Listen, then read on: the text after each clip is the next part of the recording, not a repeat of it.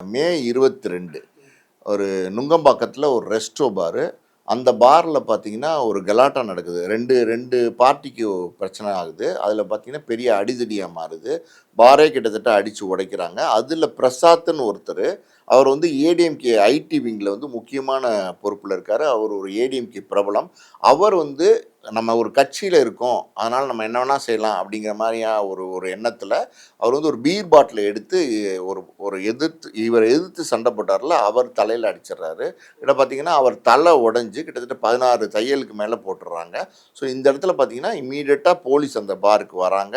இவங்க பிரசாத்லேருந்து இன்னும் கூட அஜய் வாண்டியான்னு ஒருத்தர் இருந்தாரு. சுனாமி சேதுபதி இவங்க எல்லாமே பார்த்தீங்கன்னா, கைது செய்யப்படுறாங்க. ஒருத்தர கைது செய்து ஜெயில்ல நீங்க அடைக்க போறீங்க அப்படின்னா, சில ஃபார்மாலிட்டீஸ்லாம் இருக்கு. அது என்ன அப்படின்னா, அவங்களுடைய பிளட் டெஸ்ட்லாம் எடுப்பாங்க. பிளட் டெஸ்ட்லாம் எடுத்து எல்லாம் கரெக்ட்டா இருக்கான்னு பார்ப்பாங்க.